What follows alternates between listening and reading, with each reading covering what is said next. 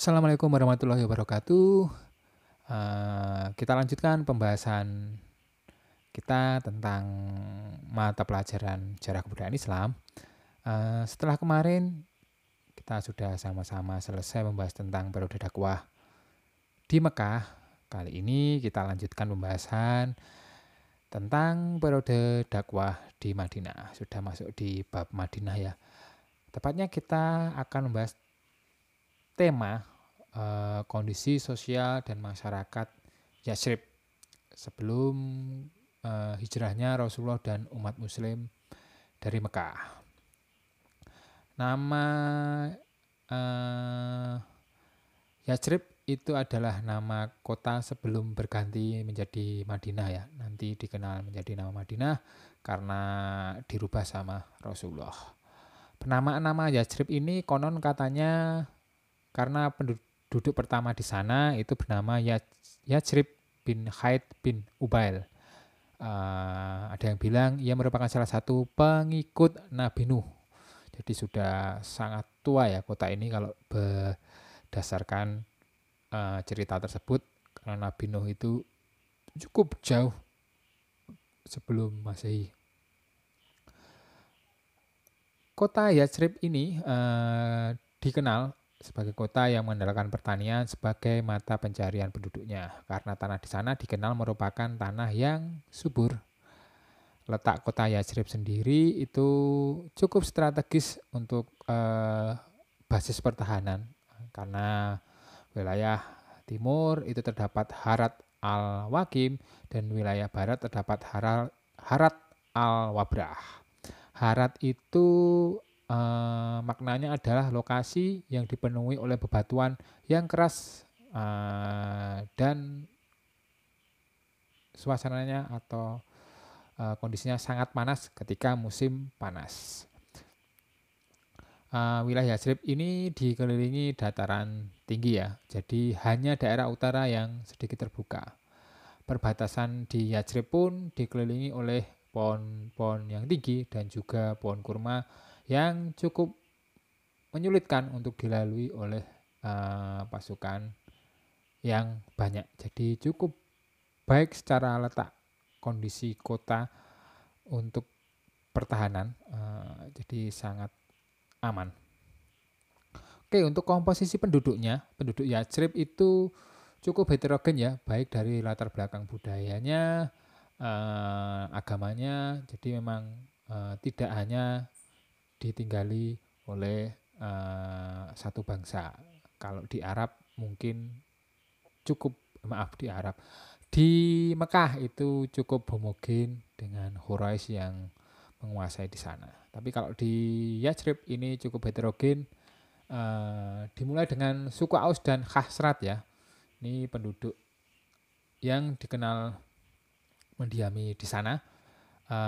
Sebenarnya dari satu keluarga ini, suku Aus dan Khazraj ini, nasabnya itu ditarik ke Harits bin Salabah ya. Nasabnya ditarik dari Harits bin Salabah.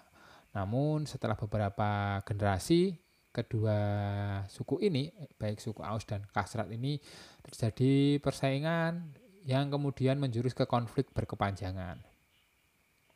Ada yang menyampaikan sekitar 120 tahun, tidak akur-akur. Menjelang masa-masa Rasulullah itu suku Aus menjalin kerjasama dengan kaum Yahudi di Yathrib untuk memerangi suku Khazraj.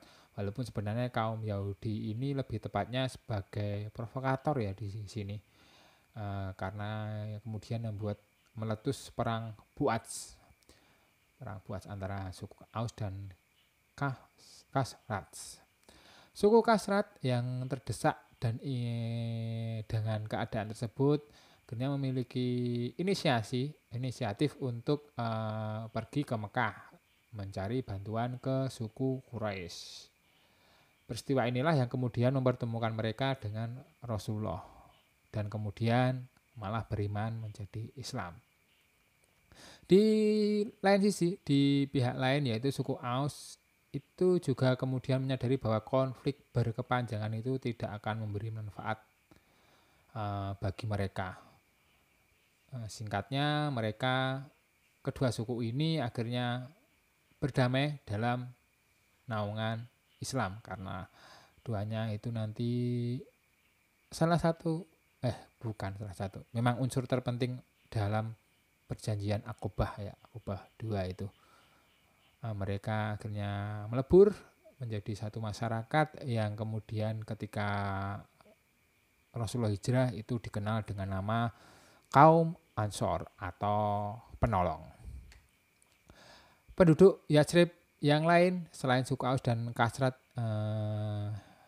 di sana yaitu orang Yahudi ya, orang Yahudi. Sebenarnya Yahudi itu memiliki budaya sendiri dan juga bahasa sendiri ya, bahasanya adalah bahasa Ibrani. Namun setelah dinamika sejarah mereka harus bermigrasi ke beberapa tempat, beberapa orang Yahudi pun akhirnya hijrah ke tanah Hijaz.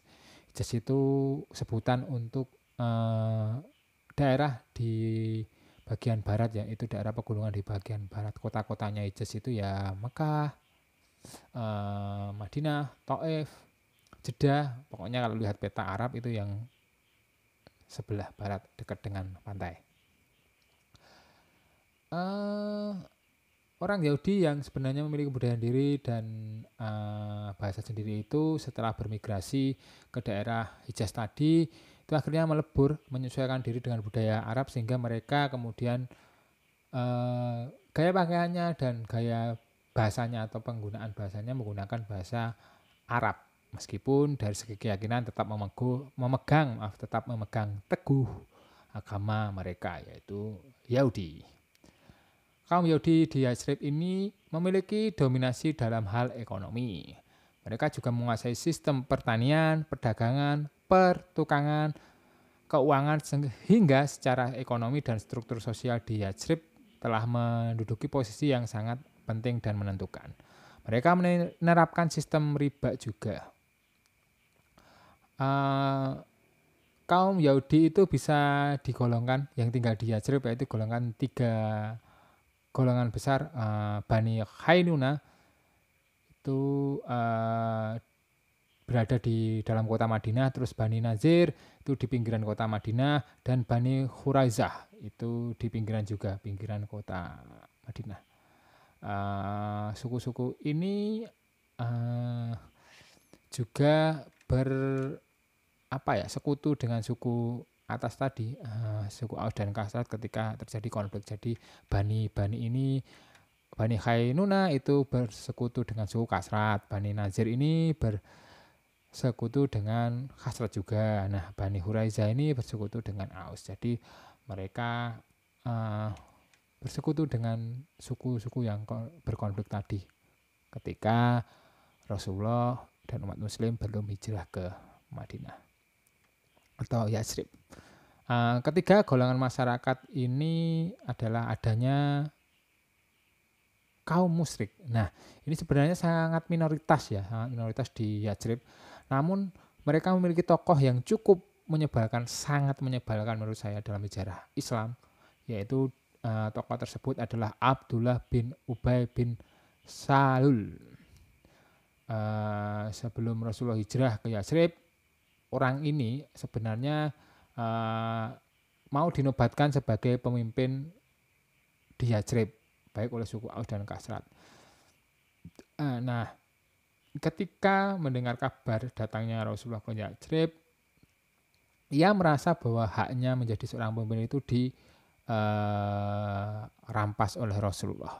Padahal jelas Rasulullah itu datang karena memang suku Aus dan suku Khazraj itu memang ingin mengangkat beliau menjadi pemimpin di sana. Jadi sebenarnya Abdullah bin Ubay ini sakit hati. Namun yang saya katakan menyebalkan itu dia masuk Islam dan mengatakan bahwa dia seorang muslim, tapi ketika ada apapun dalam perjuangan umat muslim dia semacam mengembosi dan cenderung seperti duri dalam perjuangan dakwah Islam itu sendiri. Namun Rasulullah menyikapinya seperti biasa dengan bijak.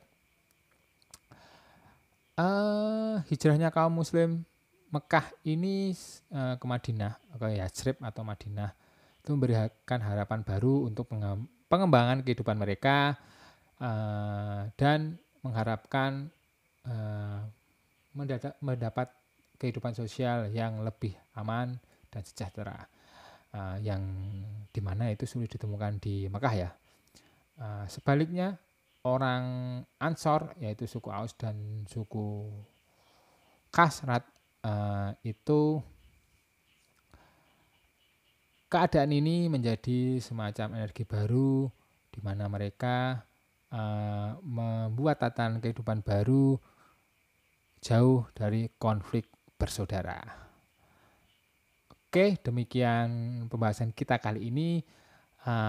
Cukup singkat saja karena kemarin ada yang memberi saran agar video tidak terlalu panjang durasinya.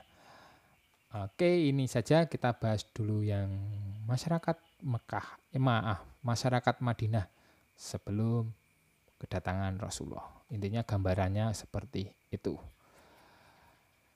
Kali ini saya ingin mengasih tugas ke kalian. Kalau kita lihat tadi, saya membahas sedikit tentang Abdullah bin Ubay ya, yang bisa dikatakan merupakan tokoh penyebar hoax dan pengadu domba nomor 1 di masa itu. Nah, tugas kalian di sini adalah silakan cari dari beberapa referensi, boleh dari buku atau kalian googling tentang sebuah kabar hoax atau hoax yang beredar ataupun upaya adu domba yang pernah dilakukan baik di masa lalu ataupun masa-masa sekarang. Bebas kalian milih masanya, yang penting ada sebuah kasus kabar hoax atau kasus adu domba seperti itu. Nah, kemudian kalian analisis itu. Jadi silahkan pilih ya, kalian boleh milih berita hoax atau peristiwa adu domba. Itu silahkan pilih salah satu dan dianalisis kasusnya apa yang kalian ambil. Kemudian tuliskan pendapat kalian di kolom komentar video ini. Di kolom komentar video ini. Tuliskan juga ya nama dan kelas biar saya paham. Demikian teman-teman. Semoga bisa dipahami. Jika ada yang ditanyakan, silahkan ditanyakan di grup WA. Nanti kita bisa jelaskan lebih dalam di sana. Atas perhatiannya, saya sampaikan terima kasih dan mohon maaf jika terdapat kesalahan dalam penyampaian materi ini. Wassalamualaikum warahmatullahi wabarakatuh.